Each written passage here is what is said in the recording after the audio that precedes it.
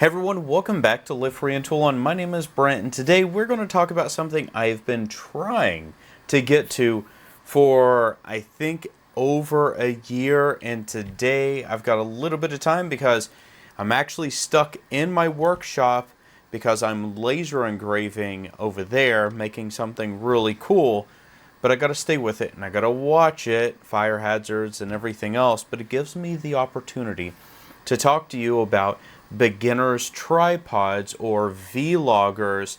Now, I've been doing videos, making videos since 2018, so right over 7 years, and I've been consistently trying to get better, and I'll say trying because I don't know if I'm actually getting better, but I get a better response, so that works out pretty good. And you know, I'm north of 20,000 subscribers, and I've got, what, 9 million views or whatever that is. But a lot of times it comes down to how well you position your camera, you frame yourself, and you deliver your message. And the majority of the time it's going to come down to one of these right here, one of these right there, or these over here. Now, when you get started out, you're not going to have a lot of funds in order to fund super expensive tripods like this aluminum machined tripod. It costs, you know, well over $100 for some of these things.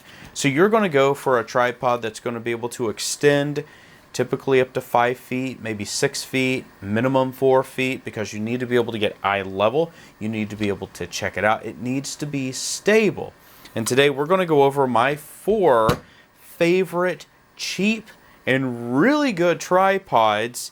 And we're going to start with the one that got me involved in tripods. Now, this is the Terion FL09. I'll try and find it. I actually couldn't find it, but I used it so much.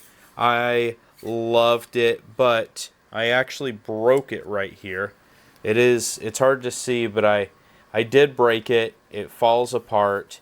It doesn't lock anymore, and it is metal, and that's the thing. Whenever you get one of these really nice tripods, you know, they're going to extend out that far. This is close to 6 feet tall. It's going to have, if you see right here, I'm going to try and focus in, you have a little roller down there which does your 1/4 up here. Now this head, it articulates, and that's really nice. It goes back and forth through there. This is just an all-around great tripod. And what I actually like to do with it the most, and if you watch any of my tractor videos, I actually do this right here. Because it has a wide base on it, it's like super wide. Oh, there it goes. You can see where it broke right there. That's wonderful. I actually use it as a kind of like a selfie stick. So there we go. And you can stick it far out from you, and you can catch that angle that's crucial. So if I'm sitting on a lawnmower and I'm making a video trying to show people really the cool capabilities of a lawnmower, being that this is so long and it has a really nice sturdy handle just like this, you can hold it far out and you can really create a unique angle that can speak to the audience a little bit different. Now, I was so into it, I actually bought another one. But this one I thought, hey, it's aluminum or aluminum. And it's going to be super cool, and it has all these really cool features. It has this locking collar that goes out. But the problem is, right there, you just saw it. It kept falling off there. And the weird thing about it is I found that I needed the added weight to stabilize as a tripod that the metal gives you. You know, this has all those good things too. It has this right here as well, that little nut in the 1/4 on top. So it's pretty similar, but the downfall of this one really was it's aluminum. And now this one, it's not bad. And here's the deal. I don't even see the name on it. If you go on Amazon or anywhere, you're gonna find these for super, super cheap. But they are really, really portable. Now, here's the next one I bought. This is metal, and this one's unique. So if you take a look right here, and I don't know if you can see this, you turn it, and it's going to be hard to see, but it actually clicks, just like that. And then what that does, it has a little bit that creates its own locking mechanism, and it uses more of a friction mount here with rubber in order to use your phone mount or your camera mount.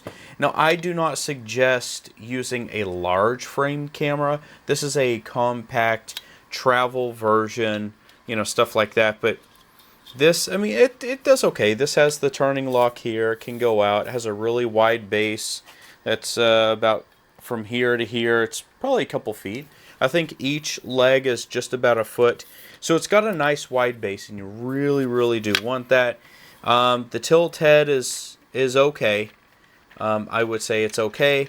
This one costs the most. It's good quality. I just think the engineering is a little bit lacking. I don't see the name on this one either, and that's pretty sad. I'll link them up down below. I can look through my history and I'll find them for you. But these are all under 30 bucks. I think 20 bucks, 15 bucks, something like that. So it's riveted, but it is steel, so it gives you everything that you need. And this one's pretty long too. Yep, this one's right around 6 feet, somewhere around there. Good locking mechanisms. It's in generally, it's okay. It works. Is it the best? No, it's not the best. It is good quality, but this right here is just, it's not my favorite. It's not a great design for me, to be honest. I don't like cranking down. Now, this one is the underdog. This is the Victiv P10. Let's see if I can get that to you. Right there. This is all metal. It is awesome. It has great locking mechanisms right through here. You can see it goes back down. And the thing that sets this apart is a couple of things. When you have a collar right here and it's more of that friction lock, it's kind of annoying. If you don't lock it, if you're just trying to get it going right, it's not that great. But if you look right here, this has a little knob, and it's very simple engineering. So it goes out, whatever level you want it to be, you just turn it, it locks into place, and it's very sturdy. Now let's go here. See this? This isn't glued by any means. You turn this, you can see, it turns, and it tightens the base of this tripod up, so it has a mechanical fastening system. Now, here's the cool thing about this, right? This has all the great features of becoming a selfie stick. It's super long as well, so if we unlock this right through here, it is long. This is 6 feet long too, and I don't know, can you see that? Yeah, you can see that there. And I'm not tall, but this is, it's not 6 feet. It's about 5'5". Yeah, who am I kidding? I'm not 6 feet tall. I'm like 5'8". I don't know if I would want to be 6 feet. I hit my head on everything. No offense to any tall people. I don't know even tall. Tall isn't 6 feet. All right, let's get back to it. So anyways, you see this right here? This has like a wing nut style locking mechanism. So if I turn this just like that, all of a sudden I get full range of movement just like that, and it clicks into place. So you can see it's got the 45s, the 90s, and all you do is you just tighten that back down. And then if you look right here, you've got that really nice spinning, I guess I'm going to call it a spinning knob. It's not a nut. Then that goes to your quarter 20. So if I want to put this on, how I do it is I'm just going to plop this down just like this right there. And then I'm just going to tighten it right up, and it's done. That's all I needed to do to get that on there. Now I can change whatever angle that I need it to be, and it just works out so good. Now, let me show you here. This is how I put this one on, right? So I need to put this on. I'm going to spin this down, so just pay attention. All right, so now it's spun down, and now I actually have to work with them to try. I have to hold this bottom one, and I have to turn this top one. So that's rubber on rubber, and that actually makes it really difficult, and it's not as fast as what you think. And in order to get a positive or a really good sturdy mount, you have to really crank on it, and that is just, it's really annoying to have done. In fact, that's not even rubber. I thought that was rubber. It's not. It's just plastic. So the grip's great, and the engineering's nice. But what I like and what works the best for me is very simple, pragmatic engineering. Give me a thumb nut right there. Give me a thumb nut or just a little, I don't know, spinning nut right there that controls the quarter 20. And it is just so fast to do. Boom, it's off. Give me the simple wing nut that's right there so I can adjust this very quickly. And then give me the space. Look at that. Look how much space I have through there. It works out great. This has been the most used, the best tripod that I have. Now, listen. Right now, I am using a very nice Sony camera, and it is sitting on a Jolican H80, really nice machined aluminum tripod with a full motion pivoting head and all that great stuff. But guess what? I only use it when I use that really nice camera. The majority of the time, I'm using my phone. This is an S24 Ultra. It takes just as good video as that right there. And I have a nice little compact Sony camera and a little Canon little camera. And this is the coolest thing. I actually have an Insta360, and I don't use the 360-degree video. I just use the mini camera where it goes on a magnet, or it sticks right on here. It's not like a GoPro, nothing special mounting about it. Boom, I stick it on, and I use it, I would say I use that now, probably 80% of my time, because it's so nice. I can do first person. I don't clog the memory up on my phone. I don't have to lug around the big frame camera. But if I want to get depth and I want to have everything to do here, and I want this to look good on a big screen as well as it looks good on your phone, I'm going to use this camera. But guess what? The Insta does something very similar, but the majority of the time I'm not using. This is actually a really, really nice mount, and the reason, or I'm sorry, tripod. The reason why is because it inverts, it does all that great stuff. I don't actually use it that much, but when I need it and I need a large frame camera with a smaller tripod, I'm going for something like this. And this was actually really expensive. This is a TMP 223 Kulia Hoede. I can't say it.